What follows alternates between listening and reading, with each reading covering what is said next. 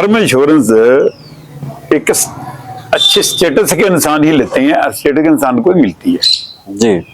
Term insurance के अंदर बहुत ही कम पैसे के अंदर एक बड़ी लाइफ रिस्क कवर होता है।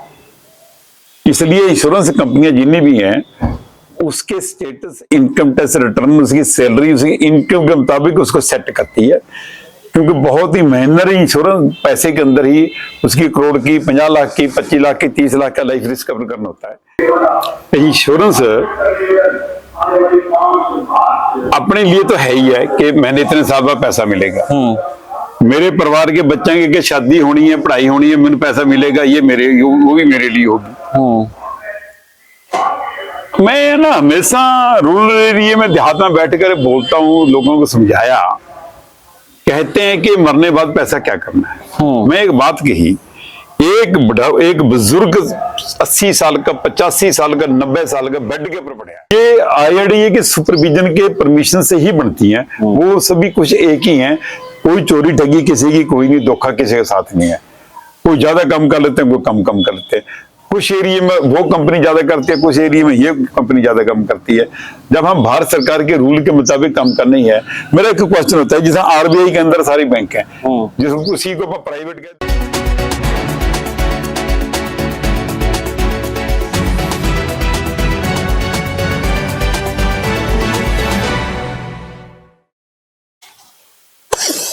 सभी को नमस्कार, राम राम। मैं कुलदीप खंडेलवाल, दा विश्व प्रेम न्यूज है।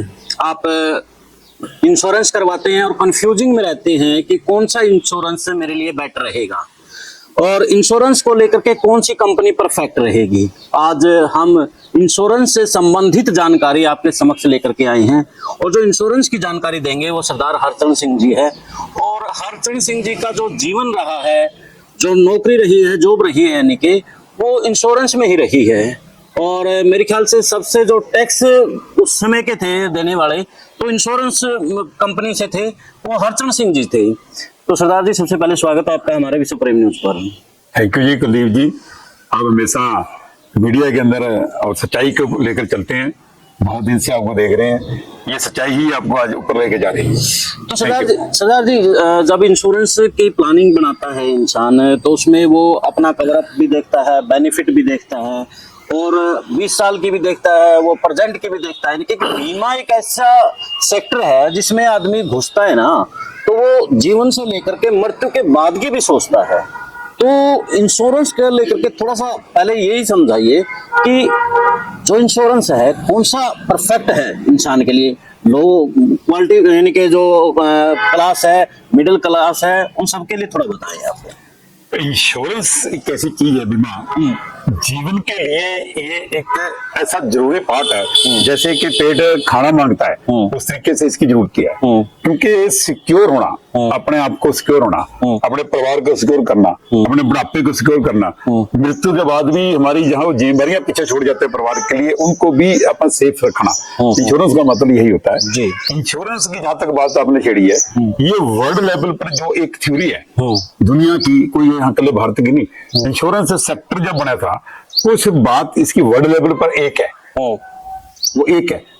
सभी कंपनियां जो काम करती हैं, सभी कंपनियां की जो थ्योरी है इंश्योरेंस कंपनी है, ये एक है, वो एक है। ये जीवन के लिए बहुत जरूरी पार्ट है जी। ये प्रेजेंट आज को भी कवर करती है, बच्चों के फ्यूचर को भी कवर करती है, और ये आगे अपन ना रहे तो उसको भी कवर करती है। मैं तभी कहा है कि बीमा सेक्टर ऐसा है जो आदमी अपनी मौत को पहले ही देखता है कि अगर मेरी मौत हो गई तो बच्चों का भविष्य सुरक्षित रहेगा। कुलदीप जी, मैं हमेशा अपनी जिंदगी के अंदर 45 साल का मैं MA करने के बाद इंश्योरेंस में आया था जी। मैं नवंबर 74 में MA करने के बाद इंश्योरेंस में आया था। कितने वर्षों तक आपका रहा जो इंश्योरेंस में? मैं इंश्योरेंस में, तो मैं आप भी मैं मोटिवेशन के लिए लोगों को मोटिवेट करते रहता हूँ। मेरा जीवन ही इंश्योरेंस से है, स्टार्ट ही मेरा जीवन MA करने के बाद मैं इंश्योरेंस से रहा हूँ। मैं तो मृत्यु तक भी इसी चीज को ही मान के चलिए। ठीक है, एक कैलकुलेशन है, मेरे को रिटायर कर दिया, मैं पेंशन हूँ लाइफ इंश्योरेंस कॉर्पोरेशन से, और यूनियन एक्टिविटीज के अंदर भी इंडिया लेवल की एक पहचान बढ़ाई। और इंश्योरेंस करने के लिए मैं नरवाड़ा एरिया के अंदर ज्यादातर रहा हूँ। पटियाला से मेरा इंश्योरेंस जुड़ा था, मैं तो यहाँ मेरी ट्रांसफर हुई। ये नरवाड़ा एक प्योरली रूरल एरिया है, यहाँ पर कोई इंडस्ट्री नहीं है। हमने यहाँ से इंश्योरेंस को इतना उठाया कि इंडिया लेवल का एक रिकॉर्ड बना के दिखाया। कि इंश्योरेंस हर व्यक्ति के लिए जो अनपढ़ है, जहाज से हम जुड़े थे, यहाँ पर कोई ज्यादा इंडस्ट्री नहीं थी, फिर भी हम इसको एक काम को अच्छा करके दिखाया। जी, हमारी ड्यूटी भी ऐसी थी, हम इंश्योरेंस तो करते करते थे, उसके अंदर हमारा सैलरी प्लस इंसेंटिव भी है, मैं जिस पोस्ट के ऊपर था, और ये ना एक लोगों को रोजगार भी बांटते हैं, हमारी ड्यूटी रोजगार बांटना भी थी। सरदार जी, रोजगार पर हम पहले जाएंगे, क्योंकि हमारा जो पहला क्वेश्चन था वो अभी अधूरा है कि इंश्योरेंस आदमी करवाए तो किस लिए करवाए, कौन सा बढ़िया इंश्योरेंस है, चाहे लोग मिडिल क्लास है चाहे मिडिल क्लास है, उनके लिए कौन सा परफेक्ट रहेगा? यस, इंश्योरेंस का आपका जो क्वेश्चन है, ये अकॉर्डिंग टू द सिचुएशन हर बंदे के हालत के ऊपर निर्भर करता है। ठीक है, पैसे तो देना ही पड़ेगा। जिसके पास बिल्कुल भी पैसा देने के लिए कुछ भी नहीं है, वो तो इसको कमा भी नहीं सकेगा। जो पैसा बंदा अपनी आमदन के अंदर में तो हमेशा भी क्या है, अगर आप 100 रुपया कमाते हैं, 100 रुपए में से अगर आप 5 रुपए भी इंश्योरेंस के रूप के अंदर जमा कर लें, 95 में आपका काम पक्का चल जाएगा। तो 5 रुपए के साथ भी आपका जीवन आपके स्टेटस के मुताबिक काफी कुछ वो उसको अंदर फायदा करेगा।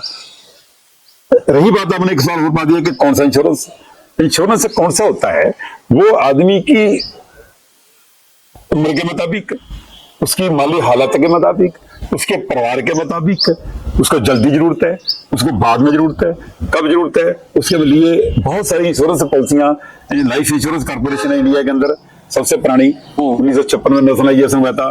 फिर सन 2000 के अंदर भारत सरकार ने एक एक्ट लाए, IRDA बनाया, इंश्योरेंस रेगुलेटरी डेवलपमेंट अथॉरिटी बनी, जिस तरह RBI है बैंक के अंदर, RBI के अंदर सारे बैंक आ जाते हैं, इसी तरह IRDA के अंदर सारी इंश्योरेंस आ जाती है, लाइफ इंश्योरेंस। जो कंपनियां हैं वो जितनी ये कंपनियां हैं वो एक ही रूल के अंदर ही काम है, लाइफ इंश्योरेंस एक रूल के अंदर काम करती है, कोई बड़ी है कोई छोटी है, कोई छोटा करती है बड़ा करती है, पर रूल को भारत सरकार के IRDA के ही फॉलो करने पड़ते हैं। हम किसी को ये नहीं कह सकते ये ज्यादा अच्छी है ये ज्यादा अच्छी है, हर कंपनी की अपनी एक पॉलिसी बनाई होती है, पर जितनी भी इंश्योरेंस पॉलिसियां बनती हैं ये IRDA के सुपरविजन के परमिशन से ही बनती हैं, वो सभी कुछ एक ही हैं, कोई चोरी ठगी किसी की कोई नहीं, धोखा किसी के साथ नहीं है, कोई ज्यादा कम कर लेते हैं कोई कम कर लेते हैं, कुछ एरिया में वो कंपनी ज्यादा करती है, कुछ एरिया में ये कंपनी ज्यादा कम करती है। जब हम भारत सरकार के रूल के मुताबिक काम करनी है, मेरा एक क्वेश्चन होता है, जैसे RBI के अंदर सारी बैंक है, जिसको किसी को प्राइवेट कह देते हैं किसी को सरकारी कह देते हैं, पर सभी बैंक का रूल सेम है, RBI reserve bank of India के अंदर ही काम करते हैं। इसी तरह IRDA के अंदर सारी इंश्योरेंस कंपनियां काम करती हैं, इसमें कोई किसी को शक नहीं कि कौन अच्छी कौन ज्यादा बड़ी, मैन टू मैन डिफर करता है कौन किस तरीके से डील करता है। तो सरदार जी बताए कि 10 से 20 हजार रुपए जिसकी सैलरी है मंथली, उसके लिए बीमा अनिवार्य तो है, लेकिन कौन सा बीमा उसके लिए सही रहेगा? देखो, फिर मैं यही पूछूंगा मैं, हाँ, कि 60 है, फिर उसके बाद उस पे आएंगे। नहीं, मैं आता हूँ उसके लिए यंग एज आ जाती है तो उसको एक टर्म इंश्योरेंस भी करा लेनी चाहिए, थोड़े से पैसे के अंदर, चाहे वो तो कुछ हो, टर्म इंश्योरेंस का पैसा वापस नहीं आता। टर्म इंश्योरेंस में तो फिर उसमें ITR वो कुछ लोगों की पॉलिसी नहीं हो सकती जो अच्छी मालती वाली हालत में। मैंने तभी पूछा, टर्म इंश्योरेंस ऐसी चीज मैंने तभी सरदार जी पूछा कि 10 और 20 हजार के बीच में, 10-20 हजार के अंदर टर्म इंश्योरेंस नहीं हो सकती। मैं वही पूछ रहा हूँ, उसके बाद हम आएंगे। वो नहीं हो सकती। यस, ओके, मैं आपके बात फॉलो कर रहा हूँ।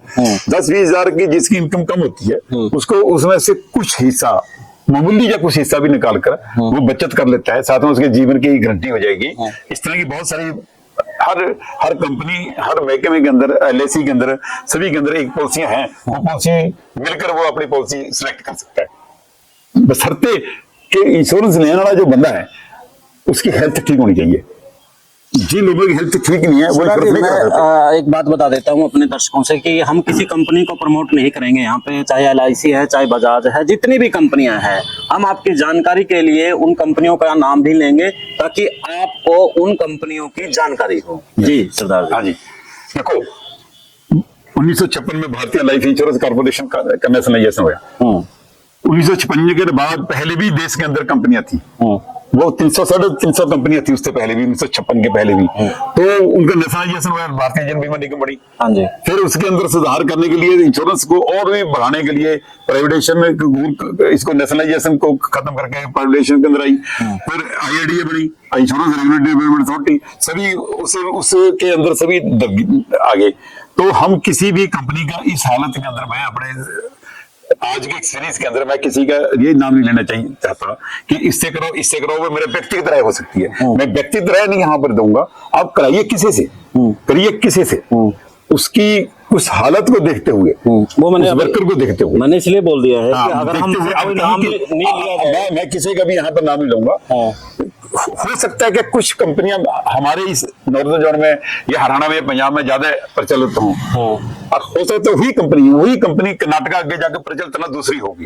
ये नहीं होगी कि वो दूसरी वहां जाए। चलो हम नाम नहीं लेते, इसलिए नाम इसका किसी का लेना हम नाम नहीं लेते हैं। तो चलो एक बार 10 से और 20 हजार के बीच की जो हमारी बात थी, उसमें कम से कम कितनी किस्त होती है और उसको फिर क्या कुछ मिलता है, सिर्फ ये बता। ये चीजें इस हालत के अंदर मैं बताने की स्थिति में नहीं हूँ। ये किसी का इसका जवाब दिया भी नहीं जा सकता, क्योंकि हम अपना एक किताब मैनुअल होती है, उसके ऊपर चेक करके उसकी एज के मुताबिक उसकी किस्त सेट करते हैं। आप 10,000 रुपया किस्त साल की रखना चाहते हैं, 15,000 रखनी चाहते हैं, 20,000, आज के टाइम में 10-20 हजार तक कम कोई रखता है, एक लेबर वाला भी रखता है। 15-20 हजार तक लेबर भी उससे कम इंश्योरेंस पॉलिसी लेता है। उसकी फिर एज देखी जाती है, उसकी फैमिली हिस्ट्री देखी जाती है, उसको कौन सी पॉलिसी देनी है। वो जो बंदा देने वाला होता है उसको गुड फेथ पर काम होता है। इंश्योरेंस एक गुड फेथ के पर काम होता है, फेस वैल्यू पर इंश्योरेंस होती है। उसके ऊपर डिपेंड करते हुए आप पॉलिसी को लें, आपकी हालत के, आपकी सिचुएशन के मुताबिक पॉलिसी को लें।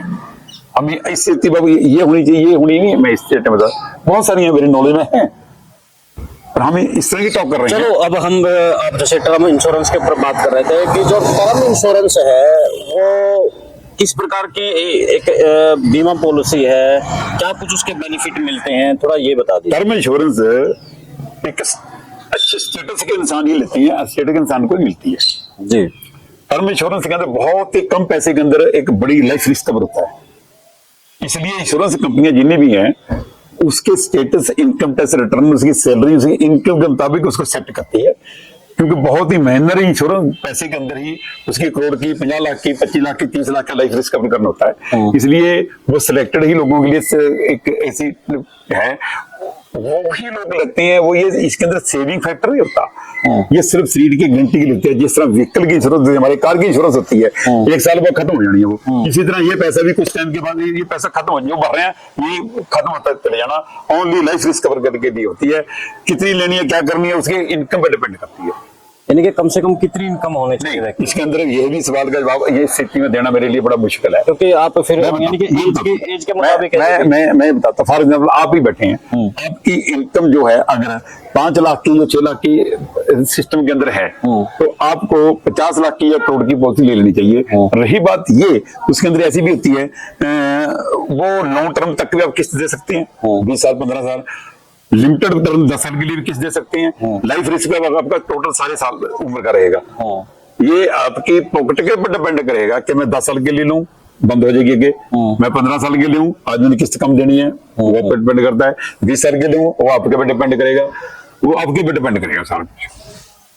तो यानी कि जितनी उसकी ITR अच्छी है, जितना उसका बिजनेस अच्छा है, उसके अनुसार उसको और अच्छी उसको अगर आपकी इनकम नॉर्मल है, इंश्योरेंस आप टर्म ले भी सकते हैं रूल के मुताबिक। उस टाइम आपकी इच्छा ये बने मैं तो टर्म इंश्योरेंस 2 करोड़ की 3 करोड़ की लूंगा, उस टाइम आपको हो सकता है वो पॉलिसी ना भी मिले, क्योंकि आपकी इनकम इतनी नहीं है, आपका बिजनेस जो सिस्टम है, जो ओवरऑल आपकी पर्सनैलिटी है, वो इस पर इतनी पॉलिसी देने की फिट नहीं है, वो नहीं मिलेगी आपको। वो पॉलिसी टर्म इंश्योरेंस इस तरीके से नहीं मिलती जी। टर्म इंश्योरेंस सामने बैठे बंदे का स्टेटस देखा जाता है, उसकी हेल्थ देखी जाती है, उसकी इनकम को डीपली देखा जाता है, उसके बिजनेस को डीपली देखा जाता है, फिर टर्म इंश्योरेंस की कुछ टर्म एंड कंडीशन, सारी चीजें देखने के बाद टर्म इंश्योरेंस है। बाकी जो इंश्योरेंस है उसमें इतना कुछ नहीं होता, जो दूसरी इंश्योरेंस हैं उनमें इतना कुछ नहीं। देखो इंश्योरेंस जो होती है, एक बात में नोट कर लो, कुछ बहुत लोगों को नॉलेज नहीं, एवरी डेथ को कवर करती है, सुसाइड को भी कवर करती है, आत्महत्या को भी कवर करती है, पर सभी लाइफ रिस्क कवर इमीडिएट आज ही कवर हो जाते हैं जिसमें पॉलिसी लेते हैं। सुसाइड जो है, आत्महत्या है, वो आफ्टर 1 ईयर कवर होती है। 1 साल से पहले कोई बंदा आत्महत्या करता है, कुछ नहीं मिलता किसी को भी। 1 साल बाद 365 दिन के बाद आत्महत्या कर जाता है, उसकी फुल पेमेंट होती है। अच्छा, ये भी चीज देखी जाती है, जैसे हार्ट अटैक है या ये ऑल डेथ कवर। अच्छा, सिर्फ एक साल के बाद सुसाइड कवर एक सुसाइड कवर है जो 1 साल से पहले है। आफ्टर 1 ईयर मैं जिस एरिया में रह रहा हूँ यहाँ पर बहुत सुसाइड केस मेरे पास आते थे, हम उसकी इमीडिएट पेमेंट कर देते थे। तो इंश्योरेंस को लेकर के जैसे टैक्स वाले भी है कुछ, देखो मेरे को डीपली जानकारी तो नहीं है, लेकिन एक बिजनेसमैन भी हमारे इस इंटरव्यू को देख सकते हैं, उनके लिए भी इनके टैक्स को लेकर के कुछ बेनिफिट रहते हैं। हाँ, इनकम टैक्स 86 के अंदर इनकम टैक्स रिबेट है, उसकी भी एक लिमिट होती है, हर साल वो चेंज होती रहती है। अप टू द उस टाइम उतनी जो इनकम आप उतनी जो प्रीमियम देते हैं उसके ऊपर टैक्स छूट हो जाती है। एवरी ईयर इंक्रीज हो जाती है, वो एवरी ईयर जो भी रेट आता है उसके मुताबिक वो डिक्लेयर करती है भारत सरकार कि आप इतने उसके अंदर सेविंग करेंगे आपको इतना टैक्स की रिबेट मिल जाएगा। वो बहुत ज्यादा नहीं होता, पहले 1.5 लाख का था, आज इस क्या चेंज हुआ मेरे को इस टाइम को मेरे ध्यान में नहीं है। इतना प्रीमियम देंगे तो आपको टैक्स की रिबेट मिलेगी, यानी कि बेनिफिट मिलता है। ओ भाई नॉट, ये टैक्स का रिबेट मिलता है। एक बात टैक्स की बात छिड़ी हो, लाइफ इंश्योरेंस की सेविंग एक ऐसी सेविंग है जिस दिन ये मैच्योर होने पॉलिसी आपके पास आने हैं, पैसा 50 लाख आना है, करोड़ आना, 2 करोड़ आना है, या डेथ के बाद जितना भी रुपया आना है ये टैक्सेबल नहीं है, इस पर टैक्स नहीं लगता। अच्छा, एक बहुत बड़ा प्लस पॉइंट है, इसके अंदर कोई टैक्स नहीं लगता। बैंकों की बहुत सारी मैच्योरिटियां ऐसी हैं जिनका टैक्सेबल होती है, ये टैक्सेबल नहीं होती है। चाहे कोई भी कंपनियां हो, कोई भी कंपनी कोई भी हो, वो तो बात खत्म हो जाती है। यानी कि आपने जो बताया कि रूल रेगुलेशन सब पे रूल सबके लिए एक है, लगते हैं, सभी के लिए रूल एक है। तो सरदार जी लास्ट में मैं आपसे यही पूछूंगा कि बीमा को लेकर के आम आदमी को किस तरह की अपनी मेंटेलिटी बनानी चाहिए, क्योंकि बहुत से लोग कहते हैं कि इंश्योरेंस करवाने का क्या फायदा है कि ये तो मरने के बाद मिलता है, हम तो अभी मरने की क्यों काम ना करें। ऐसा है कुलदीप जी, इंश्योरेंस अपने लिए तो है ही है कि मैंने इतने साल बाद पैसा मिलेगा, मेरे परिवार के बच्चे की शादी होनी है, पढ़ाई होनी है, मैंने पैसा मिलेगा, ये मेरे वो भी मेरे लिए होगी। मैं ना हमेशा रूरल एरिया में देहात में बैठकर बोलता हूँ, लोगों को समझाया, कहते हैं कि मरने के बाद पैसा क्या करना है। मैं एक बात कही, एक बुजुर्ग 80 साल का, 85 साल का, 90 साल का बेड के ऊपर पड़ा है, उस टाइम भी वो सोता, मेरे बेटे को कहता है, मेरे बेटे वो नजदीक जो एकड़ किला है आपके जमीन के साथ वो परचेज करना छोड़ना है उसको, इस मकान को और भी अच्छा बनाना ताकि इस मकान बहुत अच्छा बने। क्या उस मकान के अंदर उसने रहना है? नहीं रहना, उसने नहीं रहना। जब वो इतनी उसके लिए सोचता है तो इंश्योरेंस भी तो वही पार्ट है, उसको भी तो कुछ ऐसे ही सोचना चाहिए। अब भगवान ना करे कोई बात हो तो बच्चों को कम से कम शिक्षा, वो उसकी इंश्योरेंस उसकी जमीन है, इंश्योरेंस उसका अच्छी प्रॉपर्टी है, इंश्योरेंस उसका अच्छा बिजनेस है जो उसके मरने के बाद उसके परिवार के काम आना है। हम दुकान बना रहे हैं, हम मकान बना रहे हैं, हम प्रॉपर्टी बना रहे हैं, हम जमीन खरीद रहे हैं, बुढ़ापा में 80 साल की उम्र के अंदर, यार वो उसके लिए तो बहुत है पैसा, वो अपने परिवार के लिए ही कर रहे हैं। इसी तरह इंश्योरेंस भी अपने परिवार के लिए ही की जाती है। तो सरदार जी बीच में मैंने आपको टोक दिया था जब आप अपने बारे में कुछ बता रहे थे कि मैं MBA करने के बाद, MA करने के बाद इसी फील्ड में उतरा, कितना आपने इसमें समय बिताया, थोड़ा डिटेल में आप बताएं। मेरे को 45-48 साल हो गए, मैं इसके अंदर बहुत एंजॉय कराया, मेरे को अच्छी एक सैलरी इनकम आई, अच्छा मेरे को लोगों को रोजगार बांटने का मेरे हाथ में एक पावर आई, जितने मर्जी बंटे, सैकड़ों रोजगार बंटे। आज वो जो घर से मैं उंगली पकड़ कर लेकर आया था, जिसके पास एक बस का किराया भी नहीं था, आज वो कोठियों में, कारा में, और उनके परिवार के बच्चे भी ऑफिसर लगे। ऐसे मैं कितनी एग्जाम्पल आपको यहाँ बैठे आकर दे सकता हूँ। मेरे को एक वो हुनर मिला, मेरे को कितनी खुशी मिली, मेरे को वो लोगों का सेवा करने का मौका मिला जो शराबी कबाबी थे, 4 पैसे नहीं जमा कर सकते थे, उनको जमा कराने का एक तरीका मिला कि आप अच्छी जीवन जियो। मेरे को समाज के अंदर फिर सबसे बड़ा एक मैंने और मिला, मेरा नाम हरचरण सिंह तो है, यहाँ पर बीमेला सरदार जी मेरे को लोग बोलते थे, मेरे को एक नाम मिला, तो सर नहीं मिल गया। ईमानदारी होनी चाहिए। एक बात लंबी हो जाएगी, एक मैसेज है मेरा भारतीय जीवन बीमा निगम या उन लोगों के लिए एक मेरा मैसेज है, मेरा उन लोगों के लिए एक मैसेज है, इंश्योरेंस को जहां जब हम इंश्योरेंस करते हैं, हम जब इंश्योरेंस के फील्ड में जाते हैं, अपने रोजगार के लिए उस इंश्योरेंस इंडस्ट्री के लिए वफादार होना चाहिए। जो लोग उसके लिए वफादार नहीं है, जो मैनेजमेंट में ऊपर बैठे बंदे भी वफादार नहीं है, जो ऑल इंडिया लेवल पर बैठे मैनेजमेंट, सीनियर ऑफिसर एंड काम करने वाले एजेंट तक का जो नीचे तक वफादार नहीं है, वो अपनी इंडस्ट्री के लिए वफादार नहीं है, वो लोगों के पैसे के ऊपर एक बहुत बड़ा एक धोखा करते हैं। नंबर जो कुछ मैनेजमेंट, मैं भारत सरकार के इंडिया लेवल पर इसको लड़ाई लड़ने की कोशिश भी करी थी आफ्टर माई रिटायरमेंट भी, और पहले भी लड़ी है कि नंबर ऑफ लाइव्स में कितने लोगों की बीमा करना है, उसके ऊपर एक आपको प्राइज मिलता है। करो, बहुत अच्छी बात है, पर लोग डमी काम करते हैं, वो आफ्टर 1 इंस्टॉलमेंट के बाद बंद हो जाता है। उस कॉर्पोरेट में एक वहां बड़ी जबरदस्त बात करनी चाहता हूं, जिस पर हम यूनियन लीडर के रूप में लड़ाई लड़ी थी कि भारत सरकार आईआईडी ने कॉर्पोरेट एजेंट बनाए थे। कॉर्पोरेट बैंक आज बैंक भी कॉर्पोरेट एजेंट है। आज बैंक के अंदर मुलाजिमों को नौकरी करनी औखी हो रही है। हर बैंक का कॉर्पोरेट एजेंट है। वो बैंक कितना टाइट कर रहे हैं अपने मुलाजिमों को, एक पॉलिसी लेकर आओ, एक पॉलिसी लेकर आओ, एक पॉलिसी लेकर आओ, अपने कस्टमर को टाइट कर रहे हैं। वो पॉलिसी बैंक के अंदर जाकर देखो, जितनी बैंक इंश्योरेंस होती है वो आफ्टर 1 इंस्टॉलमेंट के अंदर 80% बंद हो जाती है। जो पॉलिसी बंद हो जाती है वो धोखा है, वो चोरी है, वो ठगी है। बैंक को एक मोटा कॉर्पोरेट एजेंट को एक मोटा कमीशन मिलता है बैंक को, उसे मोटे कमीशन के कारण वो धक्काशाही करके अपने मुलाजिमों को टाइट करके वो पॉलिसी जो कराते हैं, उसकी एक इन्वेस्टिगेशन होनी चाहिए, कितनी पॉलिसियां लैप्स हुई हैं।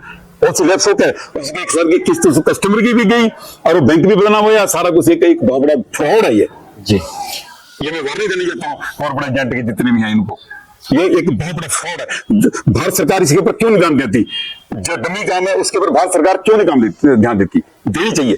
सरदार जी, जो आपने ये मुद्दा उठाया इसके ऊपर हम स्पेशल वीडियो बनाएंगे कि और समझेंगे किस प्रकार का ये स्कैम है, क्योंकि हर दिन एक नया स्कैम देखने को मिलता है। पिछले दिनों में अभी एक वेब सीरीज आई थी, हिसाब दो, कुछ ऐसी थी, भास्कर भी आई थी पहले, तो उनमें इसी प्रकार के बैंक के और उनके कुछ स्कैम दिखाए गए थे। तो बिल्कुल ऐसे स्कैम होते हैं। और एक सेकंड में और कहूंगा, लाइफ इंश्योरेंस डिपार्टमेंट के अंदर LIC के जहां से मैं आया हूं, वहां पर भी काम करने वाले कुछ ऐसे लोग हैं, वो सिर्फ 1 साल का प्राइज और कंपटीशन लेने के लिए डमी काम करते हैं, जो 1 साल के बाद, एक किस्त के बाद वो सारा बिजनेस लैप्स हो जाता है। जो लैप्स हो जाता है उनके ऊपर भी इसका एक ध्यान देना चाहिए हायर मैनेजमेंट को। बिल्कुल। तो सरदार जी से हम जुड़े रहेंगे और आज कुछ बातें उन्होंने कही कि हम बता नहीं सकते, आगे उन बातों को लेकर के भी आपके सामने लेकर के आएंगे, लेकिन उसके लिए आपको विश्व प्रेम न्यूज को फॉलो करना पड़ेगा, सब्सक्राइब करना पड़ेगा, ताकि आपसे कोई भी ऐसी सूचना, ऐसी खबर छूट ना जाए। तो ऐसी ही खबरों के लिए आप बने रहें हमारे साथ। फिर मिलते हैं एक नए मुद्दे, एक नए विश्लेषण के साथ। दे इजाजत। जय हिंद, जय भारत। Okay, thank you.